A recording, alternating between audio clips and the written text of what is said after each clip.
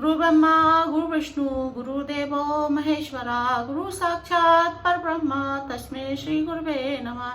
जय श्री कृष्ण बच्चों, कैसे हैं आप सब लोग। आज हम जो है शरद पूर्णिमा के बारे में बात करेंगे। शरद पूर्णिमा क्या होती है। शरद पूर्णिमा जो रहती है अश्विन मास के शुक्ल पक्ष में आती है। इस जो आज की जो पूर्णिमा है इसमें जो चांद रहता है वो अपनी पूरी शीतलता लिए रहता है।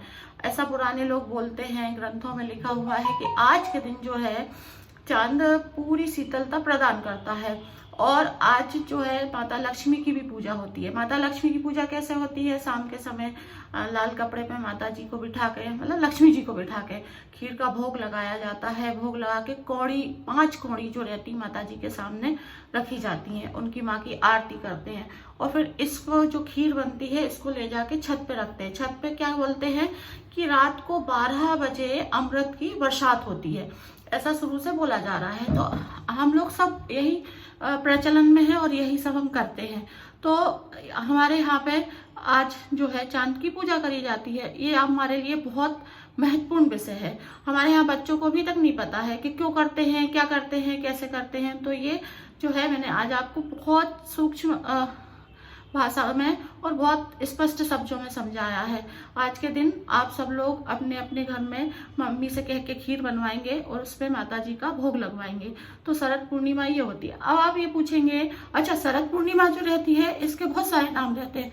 बहुत सारे लोगों को नाम पता है, बहुत सारे लोगों को नाम नहीं पता। जैसे शरद पूर्णिमा, आज की जो पूर्णिमा है उसको शरद पूर्णिमा बोलते हैं, अश्विन पूर्णिमा बोलते हैं, रास पूर्णिमा बोलते हैं, है ना, केजा रंग बोलते हैं, अमृत पूर्णिमा बोलते हैं, आरोग्य पूर्णिमा बोलते हैं। इस टाइप से आज की पूर्णिमा के बहुत सारे नाम होते हैं।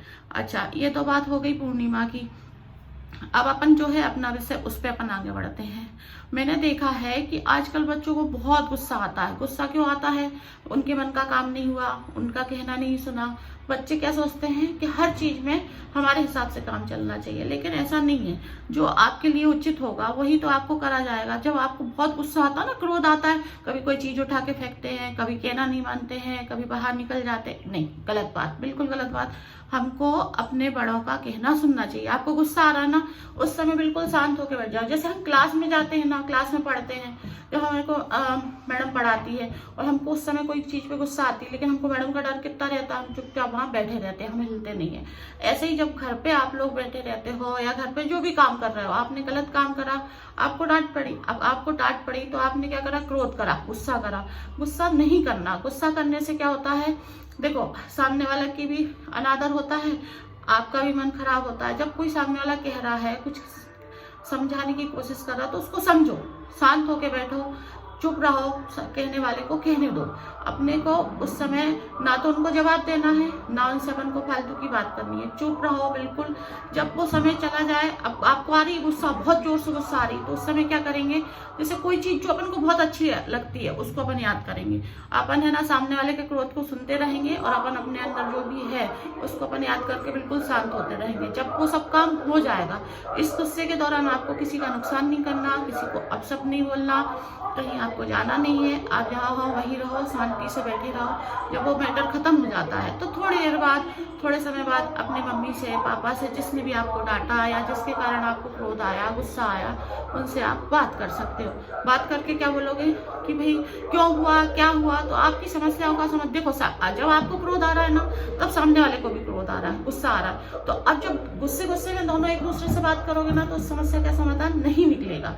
इसलिए हमको क्या करना चाहिए, जब तक कोई चिल्ला रहा है चिल्लाने दो, डांट रहा है डांटने दो। लेकिन जब वो सामने वाला भी अच्छे मूड में है और आप भी शांत हो गए हैं, आपका भी क्रोध शांत हो गया, तब आप उससे सवाल करें कि आपने मेरे साथ ऐसा क्यों करा। तो उससे क्या होगा कि सामने वाले को भी समझ, अगर सामने वाला गलत है तो उसको भी समझ में जाएगा कि मैं गलत हूँ, और अगर आप गलत हैं तो आपको भी समझ में जाएगा कि मैं गलत हूँ। इसलिए कभी भी क्रोध में कोई डिसीजन नहीं लेना, किसी से आर्ग्यूमेंट नहीं करना, किसी का विरोध नहीं करना, थोड़ी शांति रखना। अगर आप ये सब चीजें अपनाओगे तो ही तो आपको सामने आगे का रास्ता दिखेगा। अगर आप अपनाओगे नहीं तो आपको आगे का रास्ता कैसे दिखेगा। आप किसी के साथ कैसे आगे किसी चीज को कर पाओगे। घर में तो आप क्रोध कर लेते हो मम्मी से, पापा से, भाई बहन से, सबसे, लेकिन अगर आप बाहर गए और अगर आपके काम का चीज है और सामने वाला आपसे ज्यादा क्रोधी निकला, तो आप कैसे उस चीज को अपने पास ला पाओगे?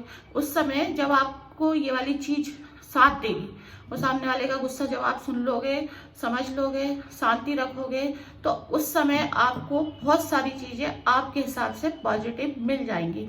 इसलिए हमको क्रोध नहीं करना है, किसी से फालतू का आर्ग्यूमेंट नहीं करना है। सामने वाला चिढ़ रहा है, उस देर हमको शांत हो जाना है। और ज्यादा क्रोध आ रहा है तो पानी पी लो, चुप हो जाओ, अपने भगवान को याद करो और सुकून से बैठो। ठीक है ना? ये अगर अपन ऐसा करते हैं, ये छोटी छोटी चीजें अगर आप सुनोगे, समझोगे और मेरे चैनल को लाइक करोगे, सब्सक्राइब करोगे, है ना, और शेयर करोगे, तो इससे आपका भी फायदा होगा, मेरा भी फायदा होगा। और आपका जो क्रोध है उसको शांत करने के लिए आपको जब जब क्रोध आता है तो मेरा वीडियो देखोगे। मेरा वीडियो देख के आपको लगेगा कि वाकई में मेरे को शांति रखना चाहिए, मेरे को सुनना चाहिए। ठीक है? और सुनोगे तो कामयाब होगे। अच्छा, अगर कोई परेशानी है घर में, किसी को ज्यादा परेशान है, तो आष्टो स्वाति दीदी करके गूगल पे सर्च करो, मैं पामिस्ट हूँ, उसमें भी आपकी समस्याओं का समाधान करूंगी। जय श्री कृष्णा बच्चों।